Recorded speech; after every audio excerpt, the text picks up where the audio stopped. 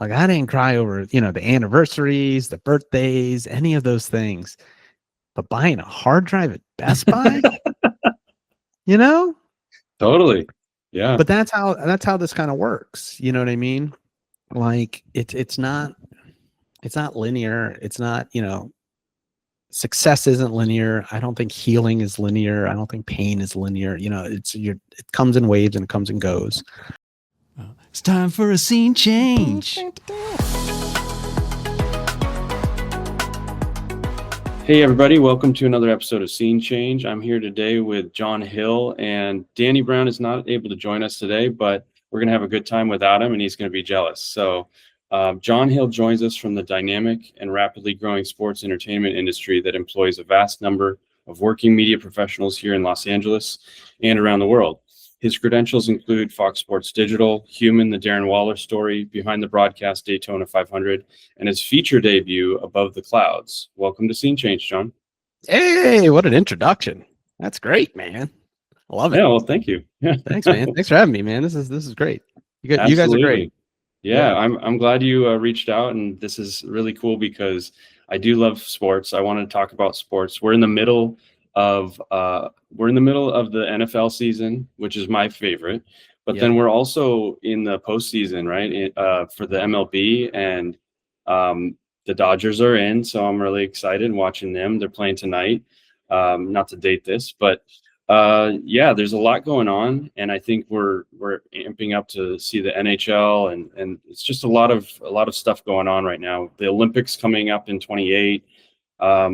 And your experience is something that I think is really, really exciting to talk about. Can you tell me a little bit about your background and how you started in production first? In general production or sports production? Well, let's talk about your, before we get to the scene change, let's talk about your general production and what you've done. Because I saw you were an editor at one point, camera operator, different things. So yeah, man. So I started, I grew up outside of Philadelphia. And that's kind of my brother worked at a movie store, multiple awesome. Movie store. Yeah. So, and then he would just bring home all the movies, and then he got me to be a fan. Nice. So that kind of just like started my love of films and watching movies and wanting to make movies. And I was the guy that always convinced the teacher not to do the book report, but do a video project. Nice. Yes, totally. Yeah. Because I'm way, way more of a visual person than I am at writing words. Like I even though I wrote a movie, I think I'm a terrible writer. Like I can't write. Yeah. Like if I have to write an email or anything like that, like it's very like I wasn't good at writing papers in school. I was good at making the video. So my love of that kind of started there, and then I went to college at the University of Pittsburgh, and I met there's two big things that happened there. My good friend, John Paul Horseman, who's a producer out here in LA, he helped create Southern Charm. Oh, cool. My wife is a big fan of that show, and I talked to that with her every once in a while. Yeah. You might have seen my cameo in that once. Oh, no way. Okay, maybe that's why I recognize you. Yeah, you did look familiar. There's no way. So full side, no doubt. Yeah. So he started a college TV station like right before he graduated, and I was a freshman. I came in, and me and one or two other people kind of took over, and then we built this whole thing there. And that was really where I got almost all my production experience. Wow! Like this TV station wasn't a real TV; it was literally a closet. Yeah, but sometimes that can give you a little bit more access to more things, right? It's a little bit more laid back, so you have more hats to wear. And it really was. It wasn't later till I learned that like some film schools, they don't even let you make a project. And you spend all that money, and we were the opposite. We had no money, but like all the free time. That's and great. they gave us free reign to just. I don't know how we got away with half the stuff we did. We did comedy, the early 2000 comedy. Like just during the Jackass era. Nice. And so we were just making ridiculous sketch comedy shows, things like that, and really just getting hands-on experience. Just like I would literally just skip class, go there, and just like make videos all day. You know, that's kind of where I got my 10,000 hours, I would say, is Nice. at this little TV station. And we would have to shoot, edit. We would also have to like troubleshoot and fix the computers, you know, and things like Yeah. that. Oh yeah. And this is where, and we'll get to it later in the movie, but this is where I met my best friend, cinematographer, Nate Cornett. We actually Cool. went to college together. Cool. And then around then, we also had a great professor named Carl Kurlander, who wrote St. Elmo's Fire. He wrote a lot of the Peter Engel, like Saved by the Bell stuff. And he had kind of left LA to go back to Pittsburgh to teach. Okay. And so he was like the business side of the industry. You know, he taught us all about that. Yeah. And so that was my two kind of schools that I got coming into LA. And then I moved out here, and then it's like many people, just freelance, you know. Being from Pennsylvania, were you a fan of M. Night Shyamalan? I know he shoots his movies out there, doesn't he? Oh yeah, he's still the GOAT to me. You know, Yeah, I just rewatched Sixth Sense, and I'm like, you know what? It's so You're good. the man. Yeah, it's so good. Yeah. And so then we came into LA, and then it was I was doing a lot of documentary work. You know, I was on a documentary in Pittsburgh with my Professor Carl Kurlander, and that was the transition to get me out here, because they finished the film out here. And then that was it. And then freelance for years, all mostly in the comedy world, you know, the web comedy world, documentaries, mostly editing, some shooting, and then just like most people trying to make it. You know, I did women's fashion videos for a long time. Cool. You know, like if you go on a store and you click on the shoe, and a pair of high heels walk out and spin around to show you the shoe. You've seen my work. Hey, that's some really important lighting. You know, you got to get the lighting right for the product. And you know what? Product stuff is actually surprisingly, it's a different brain, because you have to be very color accurate. Yeah. There's no creativity. I mean, there's creativity in a lot of these things, but it's very much like that magenta has to be that exact magenta. You know, you have to really balance your camera so that every color is perfect, because, you know, if you're buying a product and it shows up looking different, they're going to complain. Well, that's a really important skill, I think, when you're dealing with any kind of production that requires precision, which would probably be sports, right? I mean, you only get it once, right? You only get one chance to record a lot of this stuff. And sometimes even if it's an interview, you've got 15 minutes to get your interview in very narrow windows, right? Oh, like the smallest windows at times. Yeah. You know,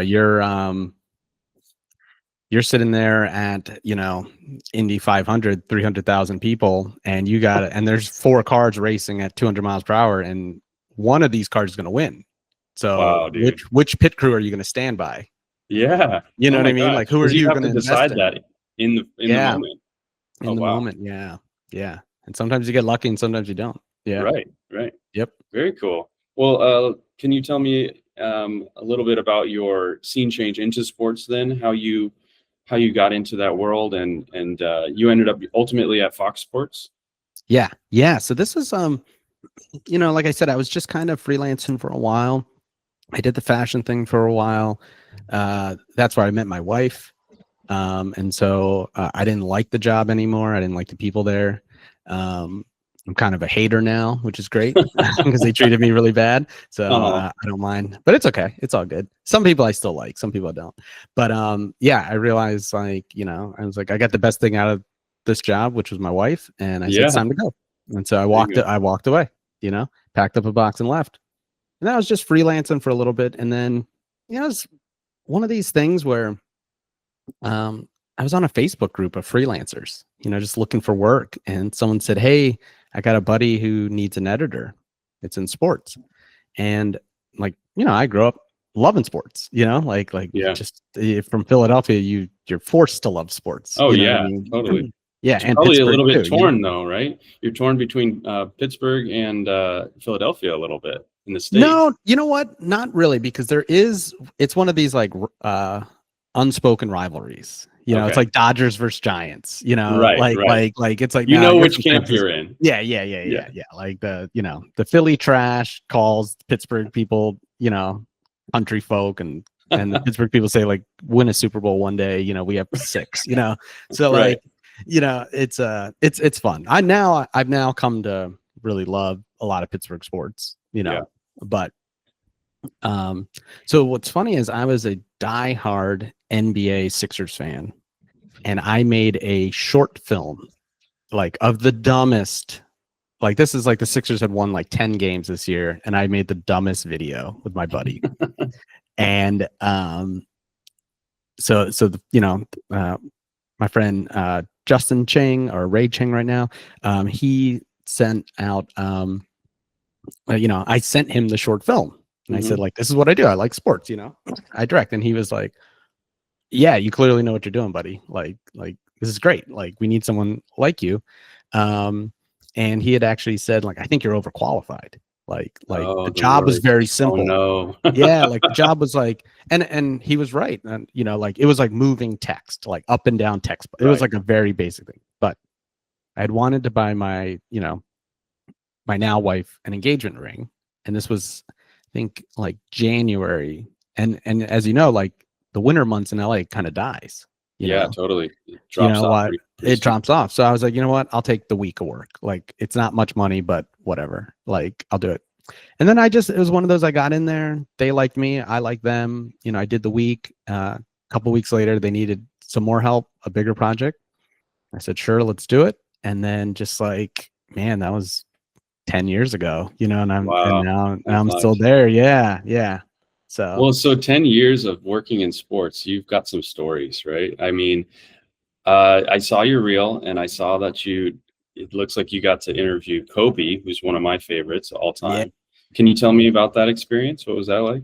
that was fun. That was fun. The thing that, you know, it's like, there's kind of been able to do a couple sides of sports, right? There's what's called like the live events, you know, that's like your, at Fox it'd be your Super Bowls, your Yeah. you know, right now we're in the World Series, gearing up for the World Series, you know, those sports. And then there's also the cable channel side, the FS1 talk shows. So I was mostly doing that, and that's a little more 9 to 5. Right. You know, like if you know, Michael Jordan decides to come out of retirement, and he says it on Saturday, like, well, we'll see you Monday morning bright and early, you know. Right. Wow. Because they just don't have a show, you know. Right. But this was one where, yeah, we just got the call very last minute saying, hey, I forgot, maybe someone in PR had called us and said, look, Kobe Bryant's doing this camp. You know, he has this kids camp. We're able to get like 5 minutes with them. But 5 minutes. Yeah, oh yeah. Maybe in 5 minutes. But like, Oh you guys, my gosh, you gotta that's go. crazy. You gotta go. Yeah. Right? Like we need it now. And it's like, okay, let's get, you know, so you start calling who's available, you know, it's like a random time of the day, and you're like, you know. So we put this crew together real fast, and you know, you don't know what it is, and it's always so many of these things, like these athletes, whoever, are there for an event, but they'll give the media, you know, a few minutes, but they don't, you know, they don't want to be interviewed. And Right. I'm trying to remember what just happened. There was something. There was something that everyone said don't ask about. It was someone got traded. It wasn't like controversial. It was just like that. It was just like one thing, like don't talk about the trade that just happened. You know, like he's here for the kids. Like don't bring up the lake, you know, or something. Like, I don't know. Maybe Shaq said something stupid. I don't know. It was something like that. So we were like, okay. And yeah, we just kind of like set up this camera, and we were there, and you know, the kids just go nuts when he shows up. You know, his daughters were there, and it's like, it's so great. And he surprised everyone. And we got to shoot that. And then, you know, we're just sitting in the back, waiting. And then he comes in, and he was the coolest. He was just like very like chill, just like really relaxed. And funnier enough, he actually, so the job that I'm a hater of, one of the owners is actually friends with Kobe. Oh, okay. and would always talk about it. And they were buddies, and they have photos of them. So I actually, being me, just small talk. I was like, hey, don't you know my old boss Don? And he was like, oh yeah, I know Don. I'm like, yeah, he's a Philly guy because Kobe's from Philly, and he's like, yeah, Right. And I was like, yeah, I'm from Philly. Like, what do you think of the Sixers? We start talking, and he was just really cool, man. He was really cool. And the best part is my boss, Kristen, saw me talking, and then she's the one that snapped the photos. She just like quit Nice. our, and then she was like, and then like after we were like chatting, we did the quick interview. It was really easy. He was super cool. She was just like, yeah, I got the photo of you talking. I was like, oh, Yeah. like, Yeah. yeah. She like snuck, because you're not, like Yeah, you celebrities. don't want to bombard them with extra media, and you got to be professional in that moment. So you're not gonna be like, hey, let me get a selfie, even though it's like one of the best players of all time. Exactly. So like, so she knew that like she knew to sneak a photo in there of me and him Cool. talking, and it was awesome. Yeah. Well, that's a really cool experience. It's also really interesting to me that you have some experience with the NFL. You said you got to go to a couple Super Bowls, right? Yeah, I've been to a couple now. Yeah. I got to do one Super Bowl in Houston a few years back. It was the one that Tom Brady upset everybody, But what was it like going to the Super Bowl, and what's it like being a media person there and doing the work of producing content at such a huge event, something that's so like it's not a normal game, it's not a normal I guess kind of 9 to 5. It doesn't have any of those rules anymore. You have to kind of have that adaptability and like find the stories as they happen, elevate whatever you're doing. What was it like?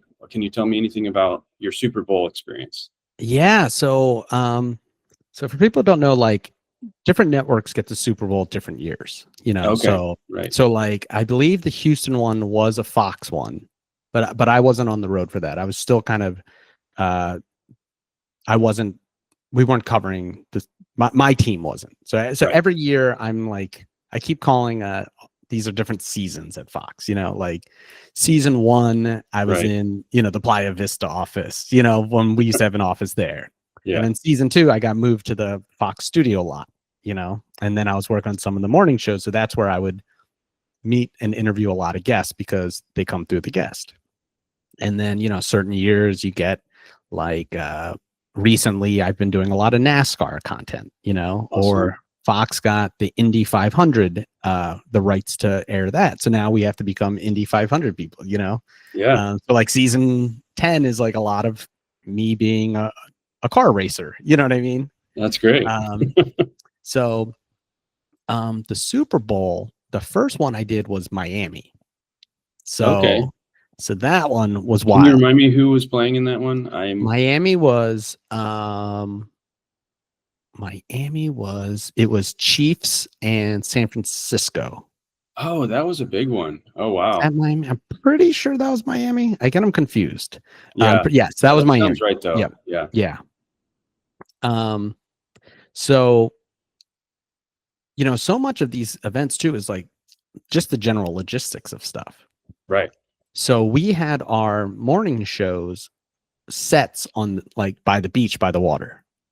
Fox's big thing is they love great visuals, The beach though. It's beach, always harder to work there. Yeah. So, but then the stadium's not too close. Yeah. So then, hotels and stuff, you're bringing in this is Super Bowl, you're bringing in thousands, of people for not just us, but the NFL network, all the other media, international and things like that. So some people are out like an hour away, staying closer to the stadium because they mostly go to the stadium for work. Right. I'm staying closer to where the sets were, but if you remember, on my flight there, I'm at the airport and the news that Kobe Bryant passed away happened. Oh man. So you're hit with that shock. I'm literally getting on the plane, and this guy Andy we know just looked at us and said, "Yo, Kobe got in a plane accident." And you're like, "What?" And you're trying to like figure it out, and like everything changes. This is Kobe It Bryant. totally This is the changed greatest. everything. It changes everything. And you have so many people in our industry, and definitely, again, Fox doesn't do the NBA, so we're a little different in that way. But like, right. this is everything. And so you think you're going in the morning on Monday, gonna, talk about the game, talk about this, but this story ends up being the story for the first 2 days. So now everything's out the window. Wow. Right now, your everything that's in the A block, B block, C block is all changed. Everyone who's on your show has to then pivot to talk about the biggest news story in the world. Other things too. There was a lot of I had one of our teams was going down there just to do kind of more lighthearted comedy bits for the Super Bowl, and then they had to get pulled because they were like, now's not the time to be making some of these jokes, Yeah. And so it was a very heavy moment going into it. And you're starting these shows at like 5 a.m. So you're getting in there, and the sun's coming up, and you're like, what is this, how is our host going to talk about it? How is this person going to talk about it? What guests are we going to bring in to talk about it? How does this change everything? And then the progression of it, like that's the sudden impact on Monday versus by the time you get to Tuesday, Wednesday, Thursday, getting closer to the game. So then, you start shifting and stuff. So that was probably that one we always almost forget about in a way, in that like, oh wow, this is what, this whole week was supposed to be one thing, and it, the world made it something else. Yeah. And so I'm sure you were meeting people who had personal relationships with him, and absolutely. I mean, everybody was in mourning at that time. Everyone it was a global reaction to that. It really was, and you're starting the day off, and for people who love sports, like they're coming to you, like something happened, somewhere else, you're going to, CBS News or whatever to find that. But when it comes to sports, like where the morning show, right? So yeah, that was definitely something different and unfortunate and weird. But then by the time, you do start getting into the Super Bowl side of things, and you have to do, you're doing these. Monday night is usually media night, where all the players show up, and all the media is on the floor. And I have a love-hate with these kind of massive events, because you have your quote unquote normal media that's there to cover the story, and then you have a lot of people there to make a scene, like that. And I hate to say it's always the international people coming in, because the international correspondent from another country is always dressed in some crazy outfit on the floor to be seen and handing out some food or doing something wild, and you're just like, more power to you, buddy. I get it. But I need to shoot this one video because, we need to get this thing out there. And then, so the Miami one for us too is because it was a Fox event. We did a show live from one of the boxes, and we had, listen to this lineup. We had Joe Montana, Brett Favre, and Drew Brees as our three commentators for this digital show, along with Joel Klatt. And this was like, now they do the Manning cast. I don't know if you've seen that. Yeah, I love the Manning cast. It's great. Oh my gosh. Yeah, so we were kind of ahead of our time with this, because that's kind of what we were doing. It just had not got to that level. Yeah, we were doing these like watch with parties early on, and then I would argue that kind of led us to the Manning cast of the world. Cool. And I think we were early on that. And then afterwards, it was really cool because we have field passes, So after the game, they're celebrating, they're doing everything. We go on the field too to shoot more content. And then, at the end, we're just out there hanging out. Wow. I got some of my favorite photos down on the field. And then there's footballs down there. So me and my buddies are throwing touchdowns to each other, we're doing, celebrations. There's usually like champagne and cigars that the NFL has, and you just kind of walk up and pretend you're with one of them, and you get a little champagne. You know, Very cool. yeah, like they always say, you can get in anywhere with like a clipboard and a ladder. Yeah. You can get it. You got a camera on your shoulder. You can get in anywhere. You know what I mean? Right. So, Right. yeah. Well, you mentioned the international component. I feel like the NFL has made some great strides to become include more of a global audience in the past decade. What are some of the opportunities and interviews that you're proud of? Have you been able to travel internationally to do some of them? I have not for the NFL. I'm Okay. not for the NFL. So a lot of people at Fox have, but our digital team is always working in conjunction with the television side. So we're like kind of our own business. You know, we have our own priorities and our own things and our own sponsors. You know, so sometimes that happens, sometimes it doesn't. So I haven't been able to do that for NFL yet, but I don't know. Season 11, you know, I might be, get me to Mexico City, guys. Get me to Ireland. You know. Yeah, they're doing so many games internationally now. I was kind of surprised when the Browns game was already going on when I woke up last weekend, and they were playing I think in England. Yeah, so, yeah. So I haven't done that, but I have for soccer. Because Oh, Fox really? also Okay. has the World Cup.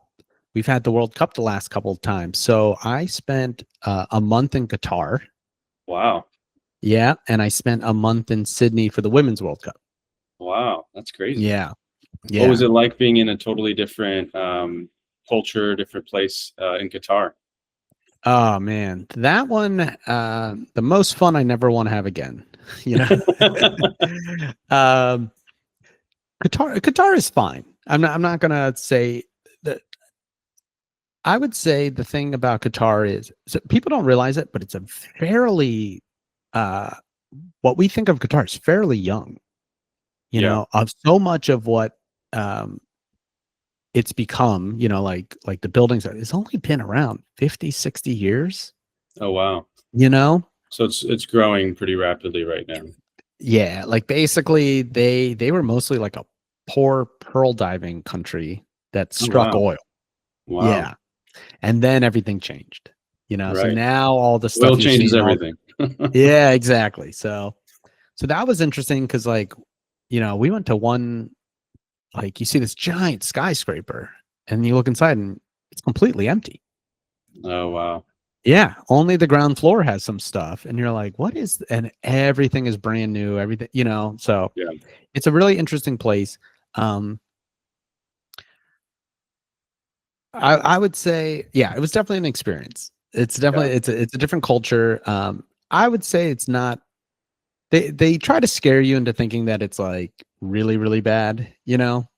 But it's mostly not. It's I would say there's a lot of Western stuff there, you know. So most of your experience was probably focused on the World Cup and more World Cup centric than it was Qatar centric, would be my guess. Exactly. Yeah. And we got to check it out. Like we went on, they make you, I thought it was really smart. They kind of make everyone go to the museum and see the history and learn. Oh, good.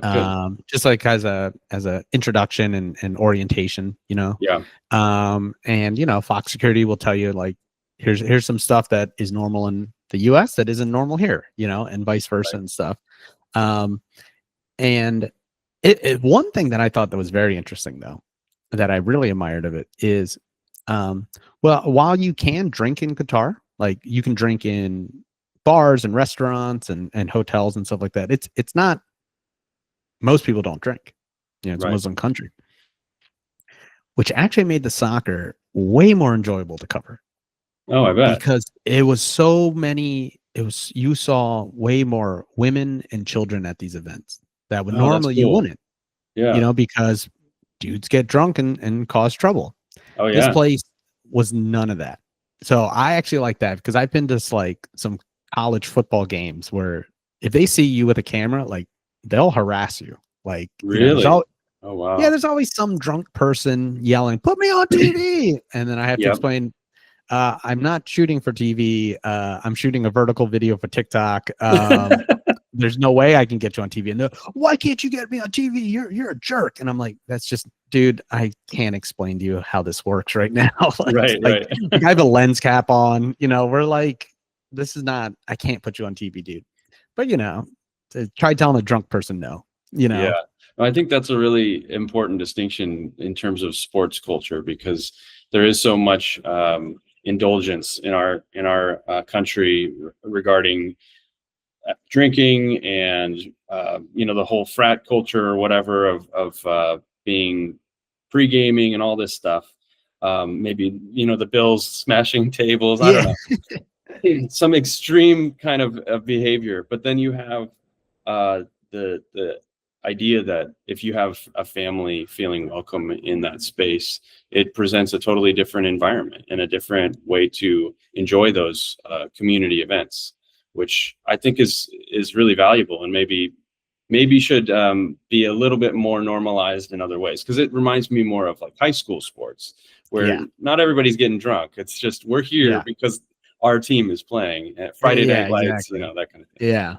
Yeah. So it was definitely different. And that one was great. My assignment, I have often joked to my coworkers that I had the best job of the entire company of all Fox Sports, like from top down. My job was to go with our correspondent, Chad Ochocinco, of the Bengals, who's also a soccer fan. And what we would do is a team of us would go to the stadium with him.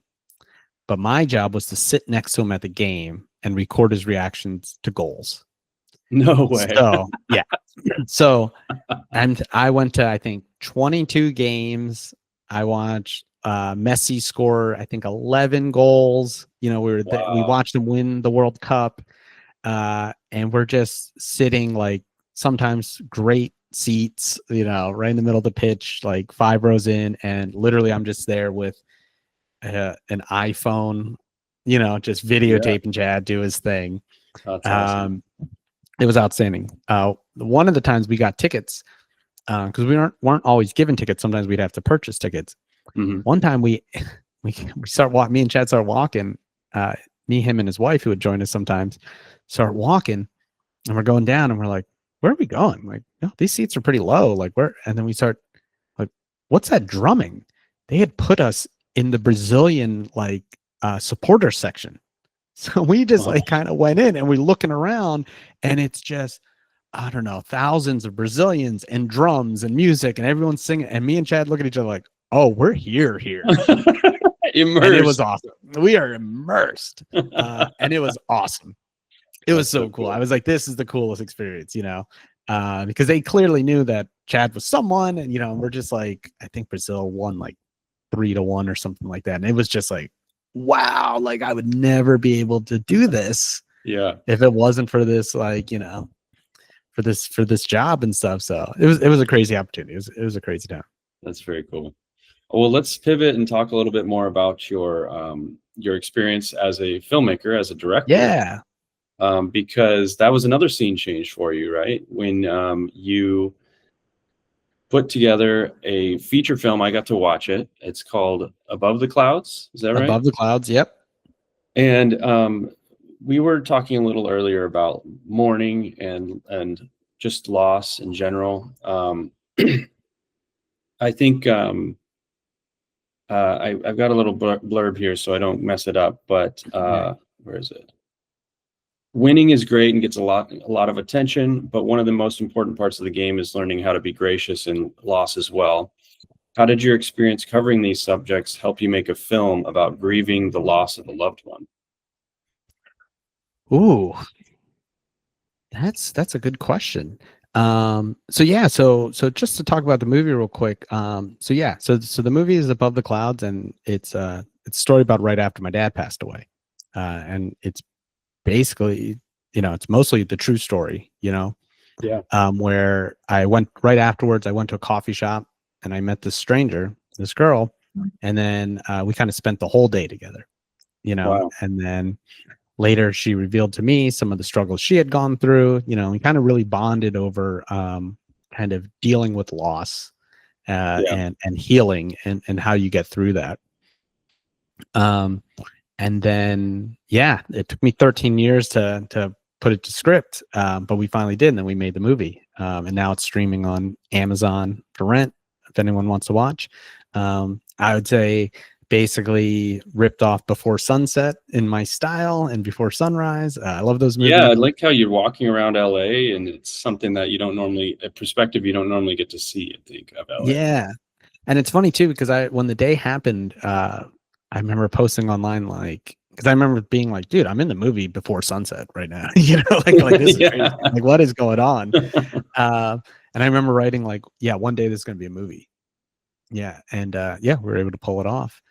But I think the thing is, you know, for me, it's in a lot of ways, the film did help me heal, you know, but I would say I was probably mostly healed in the 13 years before. Like 13 years is a long time, you know. Yeah, for sure. So I did a lot of the work, you know. I thought I did a lot of work at the time. And then as you kind of grow, you realize like, oh wait, there's still more work to do. Totally. You know. For me, it was like, you know, I had to take care of my mom and my brother at the time. So you kind of put on this like shield of there's work that needs to be done. Yeah. You know, I have to get this house fixed up and sold. I had to move back to Philadelphia and fix up their house. It was kind of old, and you know, that one day might be its own movie. I had this crazy electrician and all this crazy adventure trying to do this stuff. So and then you know, years later you kind of have to heal again in different ways, you know. Right. I always say, you know, I didn't cry too much when this was happening, you know. There's a couple times, but maybe like a year later or something, I was at Best Buy and I just wanted to buy a hard drive.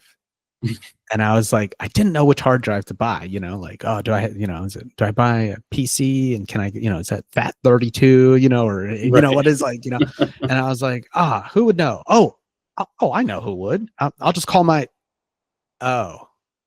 can't call my dad now.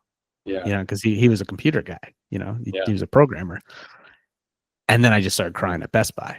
Wow. And I was like, damn. Like I didn't cry over, you know, the anniversaries, the birthdays, any of those things. But buying a hard drive at Best Buy, you know? Totally. Yeah. But that's how this kind of works. You know what I mean?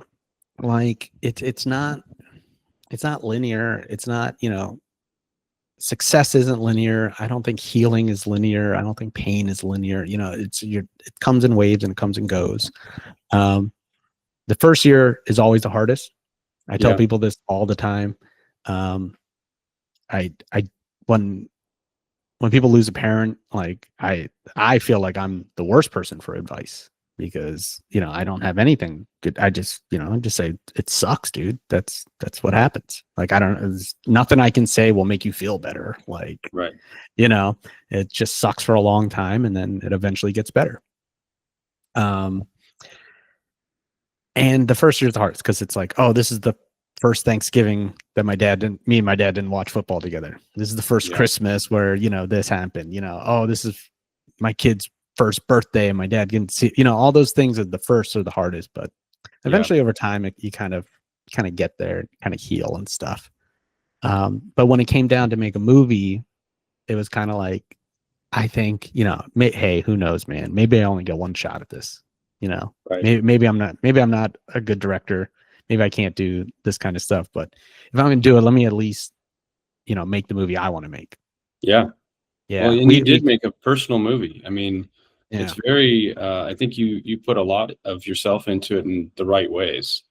I remember the main character does take that journey where he's in a place where he's very, very peaceful.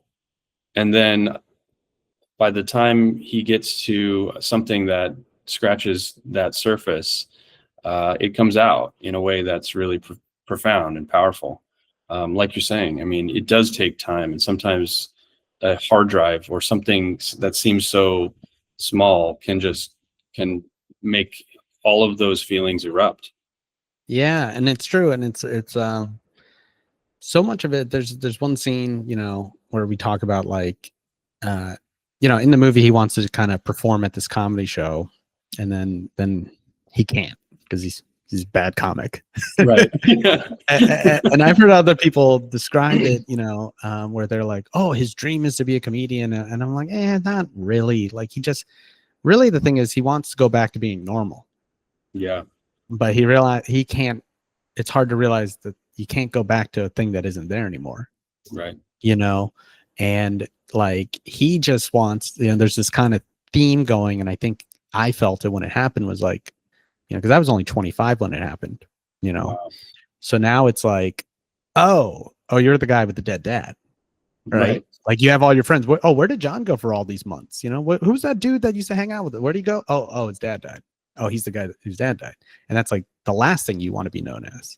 Right. And even to this day, it's like I said, it's been 15 years, right? If I say, oh yeah, it's a movie about my dad died, the first thing they go is, I'm so sorry. Sorry. And I'm like, I think I said that. My condolences. Yeah. And you're like, and I'm like, you don't want to be a jerk. And you're like, cool, dude. Like, thank you. Thank you. I appreciate that. I appreciate you. You have a heart and you respond like a normal person, but like, I'm like, I don't know, it's been 15. You know what I mean? Like, I'm good. So there is that like thing, this kind of like feeling over it. And then, so that compiles with your pain, because now you're like, oh, everyone knows, and everyone's going to try to say something and do this. And so in the movie, he just wants to go back to his normal life. And he learns a very quick lesson that life isn't there anymore for you, man. You can't call your dad about the hard drive anymore. And that's in the movie, what messes it up for him, where he gets in a fight with this Danny, the stranger, played by Kyun Kim. And he almost throws it all away. Yeah. And then luckily, and I think this is absolutely true, is that, he had a great support group of friends that did love him and don't think of him as just like the guy whose dad died. They think of him as, their friend. And they're able to give him grace and, forgive him and say like, yo, man, it's okay. We're going to get through this together.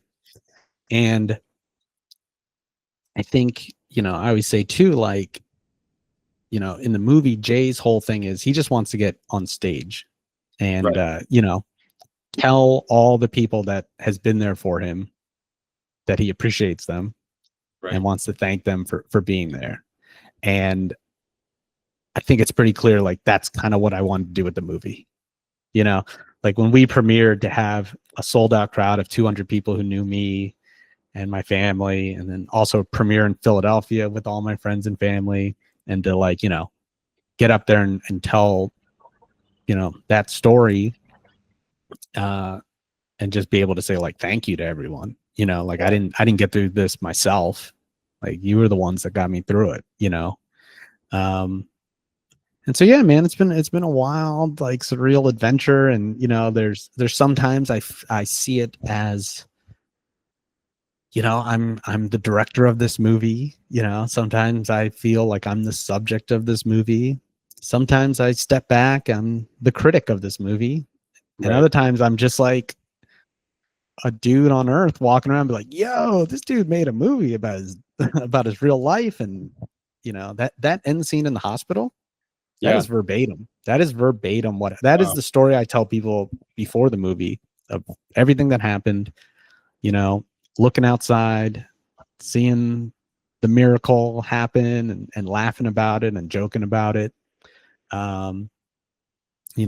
It's crazy to go from like literally touching your dad who's dead and cold to laughing out loud about a ray of light that came through the through the clouds, and looking at him and knowing that he probably set you up on this joke, like this, like, because my dad always had this great sense of humor, and just like a wild surreal experience.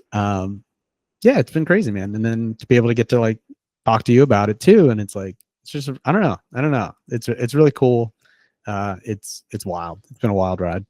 Well, it's a really special film, and I think you did a great job with the first feature. Honestly, Thank you, man. It was impressive because, I was like, I got to see this. I want to see it, but you never know what you're going to get. And ultimately, it had so much heart to it, and so much, just so much that I think is really kind of missing from the mainstream. You're not going to see a lot of that stuff in a superhero movie. Yeah. So you took the medium of independent film, and I think you did the right things with it, the things that a big movie really can't do or shouldn't necessarily be there for. But even recognizing that the people that leave us are still around us and in our lives and important to us. They're reflected in us. They're reflected in the things that we care about and the ways that the things we've learned from them and that we carry forward. It was profound, and it was really special, I think, to be able to look at mourning in a way that wasn't just dark and hard. It was light-hearted. It was funny. It was it was really meaningful, and I appreciated that a lot about it. So Thank good you, job man. with the feature. Yeah. Thank you, man. I appreciate that. I appreciate many that. more as well. I hope so. You know, our thing was, you know, our motto going into the film, you know, the ragtag crew, you know, led by Chris Labadie as Jay and Kyun Kim as Danny, and you know, so many great people in my life came in to help me make them. I mean, people like literally the producers were like the first people I met in LA, like Dan Reeser and Sean Cook and Justin Oberman. Like these literally the people I met when I was 24, you know, and we've been dreaming of this stuff, you know. And so many different cameos in there of old friends, you know. All the background extras are like, oh no, that's dude, you know, like, no, I met him day one, like he lived in the apartment next to me, you know, like that's Dave Seeger, you know, that's Dave Geis, you know what I mean. It was really cool. It was really cool. And that whole thing, that backyard birthday party, the comedy show is based off a real event too. As a comedian buddy of mine, Matt Bronger, who was on Mad TV and has multiple Netflix specials and tours the world as a comedian. Every summer for his birthday, he would throw this backyard birthday party at our friend's house. Nice. And they built a stage, and you know, I mean, and it was great because every year it'd be like, he would see like Pete Holmes and Kumail and like Garfunkel and Oates and like Nick Kroll and all these great comedians who would then get a TV show the next year, would just be chilling in the backyard doing a show for us. So that was, I kind of wanted type of show though. That's the best type of show. Yeah. And so I would try to, you know, I kind of combine those things. So for our crew, our LA guys, they were all like, oh wait, that's us. That's literally, that's us, you know, and yeah, it was pretty great. It was fun. But our motto going into it was always one film. Yeah. I would every day I would tell everyone, you know, look, if they asked us to make 2 films for this budget in 12 days, I'd say I don't know if we can do that, man. But I think if we all we shot for 12 days. And I was like, you know, I don't know if I can raise the money for 2 films. I think I can raise the money for 1 film. Yeah. I think if we all work really, really hard, I think, and give it our best, you know, I think we can we can do this 1 film. Like, why don't we just, you know, try that? And for me, it was like, dude, give it your all. You know, like if look, something happens to me, you know, like I want to go down saying like, I did it. Like my goal was to make a film, and I did it. You know, we had very small budget, $100,000 barely, you know. Wow. We raised half of that on Kickstarter, you know, half in private funds. And yeah, it was just kind of like, you know, write the thing that you want to exist. Yeah. You know, I kind of want this story to exist so that when someone does lose a parent or a loved one, they can watch it and go, oh yeah, it is okay to laugh at these like crazy people that say they can see your father in a dream, you know, like totally. You know, you meet all the, I have so many stories of that where you're just like, what is this? You meet so many weirdos, you know, in this journey, and it's funny. Oh, man, I remember this was one, it didn't make the film, but one of the things I laughed at the most during this whole thing is, you know, so when someone dies and they pull the plug, right? Like, yeah, you think it's like, I don't know, you think they like just die. No, they have to like slowly suffocate. Yeah. like it takes hours, but no one tells you. So you're sitting there for like 6 hours being like, yo, like, no offense, Dad, but like, what are we doing here? Like hurry up. And so it happens.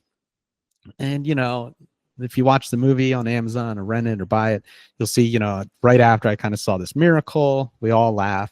But what I didn't put in the movie is afterwards I go, I've been sitting in this room for like 6 hours by myself with him. And so like afterwards I'm like, oh, what do I do now? Like, I guess I have to tell someone.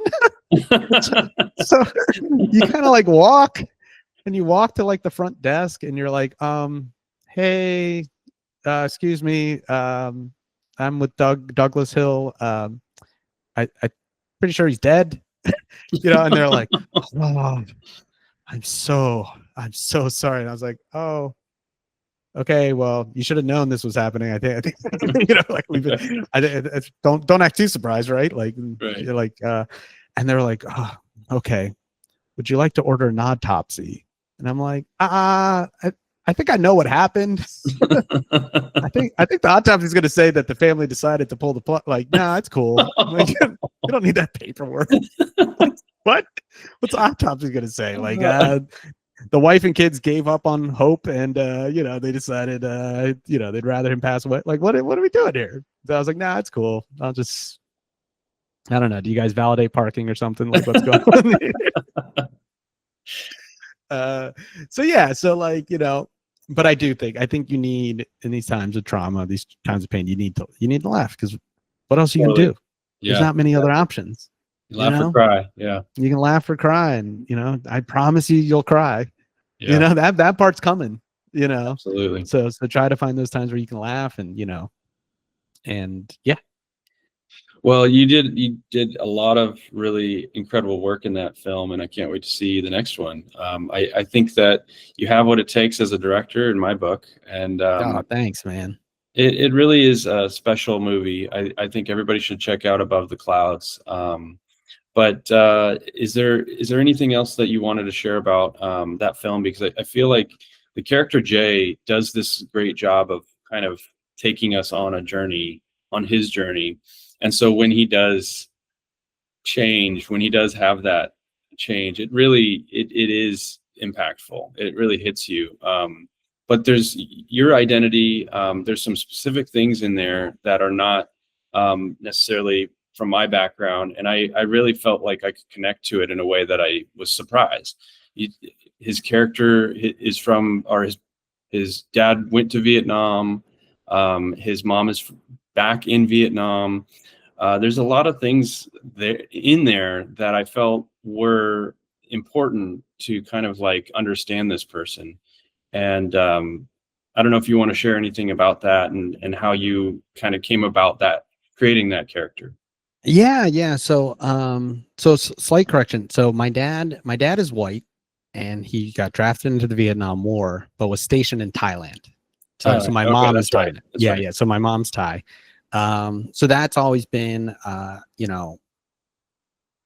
obviously I wouldn't say it's a part of my life. It is my life, and so that was one thing too, where, I really was like, and this was that idea too of like the one film, like if I get to make one film, like, hey, I should make it really about exactly what I want to talk about, and all these little jokes are just like little inside jokes that hopefully people can understand. But like, and my wife's Korean, so Danny, the character, becomes Korean, and all those little things about her being Korean and her family is based mostly off my wife and her relationship with her parents and her family. There's my favorite joke that no one ever gets. The one person commented, and it made my life. Jay is Thai, but he grows up around Koreans, so he thinks he's really good with Koreans, right? Right. like he's at the inside scoop. I know, I grew up with Korean. I grew up Korean, and he goes, oh, I grew up with Koreans. I know 3 J Kims, all brothers, right? Because the way the Koreans go, they usually go by their middle name. So when they come to America, most of the time their first names stay as J. But they go by their middle name. Got it. So you might be J Wook, J Tej, so but everyone calls you Wook, or everyone calls you Teji, your nickname and stuff. But technically your government name is in America is J Kim. But if you have 3 brothers, they're all J Kim. Oh, that is good. And so like, and yeah, it's because I grew up with 3 J Kims and 3 J Lees, and like, not like that is the tiniest audience of people. Like that is that is like, you have to be like in on the joke. You have to be either Korean or no Koreans and understand this dynamic, and no one gets it. Though Chris Labadie, who plays Jay, posted it, and someone said, 3 J Kims, all brothers. Like, you explained my life in a nutshell. And I was like, perfect. We did it. The joke worked. The joke worked. Thank you. Totally. Thank you. Screen grab that, put it in my phone. We're done. Yeah. And a lot of little things, just like, and that was my thing. Like, look, if you get one shot to do it, like, just go, just do it. Just make it, I kept saying too, like, my goal was going into it. My mentality was like, can I make some, like, I'm obviously like, dude, we have $100,000 in 12 days to shoot. Right. I'm fully aware of what we are. You know what I mean? Yeah. I think you have to be reasonable with what you're doing and hope you go beyond that, which I think we did. But, I kept saying, all right, don't try to make everyone's favorite film. It ain't gonna happen. People complain about The Godfather. You know what I mean? Yeah, exactly. Like, what are they gonna do about you, dude? Like what? Like what are we doing here?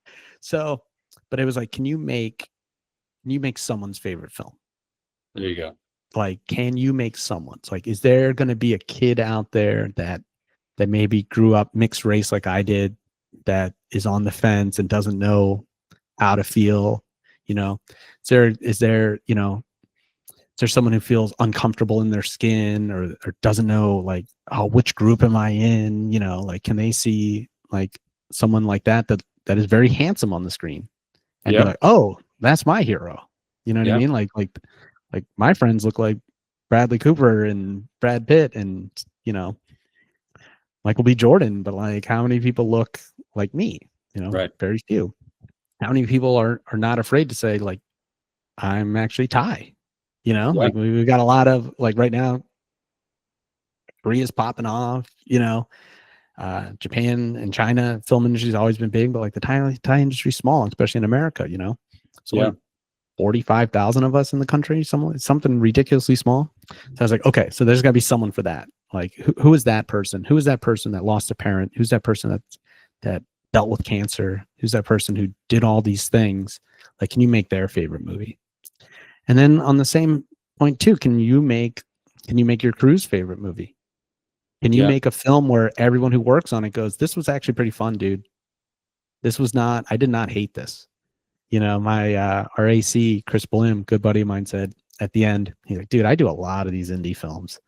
Let me tell you, like, by the end, we all hate it. Like, these are the worst. You get paid nothing and everyone's miserable and they don't know what they're doing. And yeah, totally. You work all these long hours and the film end up stinks. It stinks. He's like, I'm ready to go. Let's shoot part 2, Wow. And then, so can you make a film that the crew, all the people around it worked on it, all your investors, like, and the actors were like, no, I really liked it. Like, I'm happy to have made a part of this, So many actors, that was one thing at the premiere too. A couple of people came up to me after and I could see how surprised they were in their eyes, Yeah. And they were like, it's a good movie. Ah. Yeah.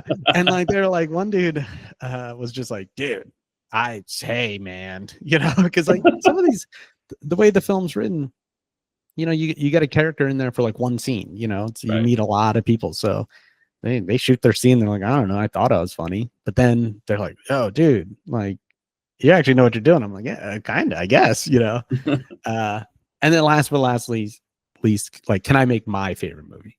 Yeah. Like, can I make a movie that I'm just like, I don't care if anyone else likes, like, but I can be like so proud of it that it's like, yeah, dude, like, if I get hit by a bus tomorrow, like, am I gonna be dying with regrets? Right. I probably will die with a lot of regrets, but not when I make, not that I didn't make my movie and get to tell my family's story, That's right. And get to share it at places that, we played it at my old college at Pitt. It was wild, Nice.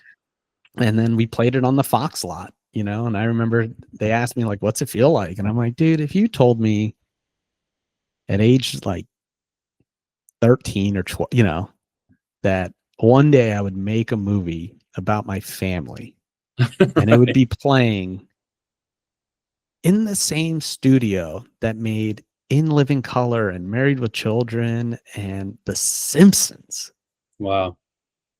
I'm taking that life not 100 out of 100 times, Totally. So yeah, it's been a great journey, man. I'm gonna keep riding it until I can't. Well, good job. I think you took a very personal story and found something really universal too. So Thanks, man. it's Thank you. impressive. One final question. It's off of Yeah. off of the topic of the film, but back to sports. Okay. Who do you think is going to win the Super Bowl this season? Oh, that's so tough, man. This year's crazy. It is crazy. The beginning of the year, beginning of the year, I was gonna say, I think I kind of had the Buffalo Bills, which every year is like, oh, it's gonna be their year. Right. They're looking in. I thought the Baltimore Ravens, but they're looking really bad. Yeah, what happened there? I don't know, man. Flying high and then nothing. And then I'm an Eagles fan. We won last year, and I bet money on it. That was great. Nice. Yeah, but so I'm gonna say the Eagles. I'm gonna lie to myself and say the Eagles because I don't like any other options. So at least we'll go with that. But oof, I don't know, man. Well, I think that's a great choice right there. Because yeah, thank you. I'll take it. I'll just go with it. Yeah. They're a strong team, so I think that's. And the NFC, I'm a Packer fan, so I'm kind of I'm looking at who's the threat. So that's the threat right there. The Eagles. I really do. Yeah, they are the team that can just smother you in the playoffs. So yeah, and honestly, Packers were one beginning of the year. I said the same thing. I was like, ooh, this could be the line is so thin in sports. Like that's one thing people don't get. It's like the line is super, super thin of being good enough. And so many times that line like gets ruined by like a generational talent. Sure. Like your Kobe Bryant's, your Michael Jordan, your Tom Brady's, your, the Yankees at one point. Like you get to this place where, or Patrick Mahomes, where it's like all these teams that played against, the Chiefs over these years were really, really, really good. Yeah. But they ran into Patrick Mahomes. Yeah. All these teams were really, really good. Charles Barkley is an amazing basketball player. Unfortunately, he played against Michael Jordan. Right. Exactly. That's it. So like that line is so thin unless you're just like, in a tier above themselves, and totally. So we'll see. I don't know. Yeah, we got a long season ahead. Long season ahead. Thank you, Jon. This has been a really great conversation. Thank you. I appreciate it, man. Geeking out about sports with you, and so much about it. I feel like I could talk to you for hours. But thank you again, also for sharing about your feature. And I hope more people will go see Above the Clouds. It's been great. Thanks, man. Appreciate you. Thank you, man. I appreciate you. Yeah, make sure you check it out on. I think we're streaming on Amazon, Roku, Tubi. Our distributor also has a large YouTube channel. You can find it there, but really the cool people buy it on Amazon. Absolutely. That's what And there's an older version, another movie called Above the Clouds. Don't cool people don't watch that one. No. Or you can rent that second. But start with the one from 2025. You'll see my name on it, and hit me up if anyone has questions about trying to make an independent film. I don't know much, but I'm glad to answer anything. So yeah, where else can we connect with you? Do you have an Instagram? You do have a website, I think, right? I do have a website with my email on it. So you just go to jonhilldirects.com and you'll be able to find my email. Feel free to hit me up. Say you watch the show. And you can find me on Instagram. This is so stupid. I do this dumb bit on Instagram where every time I make a post, I change my handle. Wow. So like it's always J Hill _ AKA blank king. Right. So like if I post a podcast clip, like I might become the podcast king, I think I'm currently right now J Hill _ AKA streaming king. Got it. But it's, as someone who works in social media and digital, like it is literally the dumbest thing to do because then no one can find you. Right. But it was one of these things where I did it once or twice and people seem to like it. So now I'm going to do it forever. But just good luck finding me. I'm out there. You can find me. Dude yeah. Well, check out the website. I think that's a good place to start. But thank you again, Jon. Thanks, man. Great talking with you. Same. And I'll talk to you guys next week. Thank you.